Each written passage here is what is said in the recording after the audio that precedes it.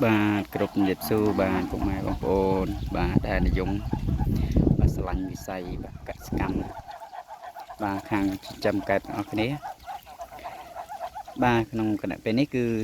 khi mà ở băng hàn bà tịch thiếp nông ca bà ở chùm này hay tiết tôn nông ca chấm dương chấm bài lệ cái này thầm chiết bông ôn bà từ đồi miền cốt bà nó lỡ đây hay miền tây khla trứng nó bông ôn bà màនេះគឺជាសកម្មភាពបាទដែលយើងឲ្យចំណៃបាទនៅពេលល្ងាចបាទនេះបងប្អូន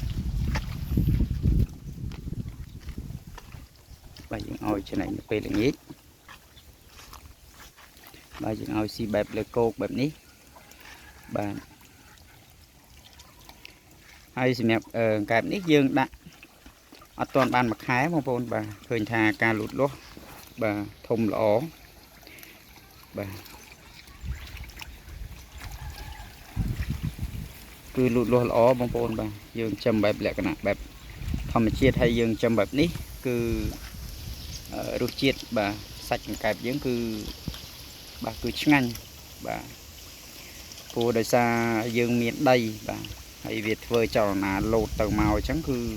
ធ្វើឲ្យសាច់ដុំបាទកែបយើងវាសាច់វាណែនណាបងប្អូនបាទ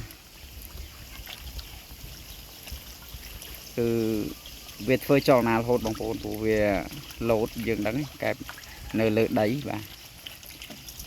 ហើយឃើញថាការលូតលាស់គឺទទួលយកបានបងប្អូនបាទនេះយើងឲ្យស៊ីចំណៃបាទយើងឲ្យស៊ីគោកបែបនេះហើយទាក់ទងនឹងទឹកបាទមានបងប្អូនយើងគាត់បាទស៊ូច្រើនដែរទាក់ទងនឹងទឹកតើយើងត្រូវដូរអត់យើងដូរទឹកបងប្អូនបាទយើងត្រូវតែដូរវាបាទព្រោះកាលណាយើងអត់ដូរវាស្អុយប៉ុន្តែគ្រាន់ថាយើងអត់ដូរជាប្រចាំថ្ងៃទេ3 4ថ្ងៃ5ថ្ងៃអញ្ចឹងយើងដូរម្ដងបាទមើលវាហាងស្អុយខ្លាំងយើងដូរអញ្ចឹងណាបាទ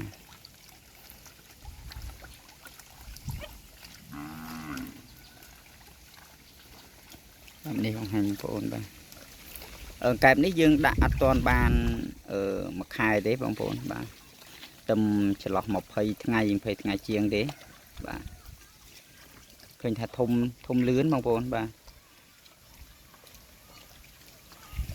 ទសម្រាប់បងប្អូនបាទដែលស្រឡាញ់ចូលចិត្តបាទបងប្អូនកុំភ្លេចបាទជួយចុច Subscribe បាទនិង Follow ម្នាក់មួយផងបាទដើម្បីបាទជាកម្លាំងចិត្តដល់ខ្ញុំបានដើម្បីចែករំលែកបាទនៅវីដេអូបន្តឲ្យបងប្អូនបានទស្សនាអញ្ចឹងណាបងប្អូនបាទហើយសម្រាប់បងប្អូនបាទដែល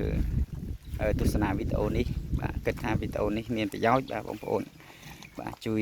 share បាទជួយ share ម្នាក់មួយទៅបាទដើម្បីឲ្យបងប្អូនយើងបាទដែលគាត់មានចំណាប់អារម្មណ៍បាទចង់ចំបែបនេះគាត់អាចចំបានបាទហើយទាក់ទងការចំបែបនេះគឺយើងចំណាយដើមទុនតិចបាទតិចបំផុតហើយបើយើងធ្វើអាងយើងអស់ច្រើនបាទហើយបើយើងធ្វើបែបនេះគឺយើងអស់តិចបាទយើងទិញតែស្បាយទៅហើយទិញតែកស៊ូនេះតិចទៅគឺយើងអាចធ្វើអាងចំកែបបានបែបលក្ខណៈគ្រួសារបងប្អូនបាទអរគុណបាទសម្រាប់ការតាមដានវីដេអូពីដើមដល់ចប់បាទបងប្អូនអរគុណ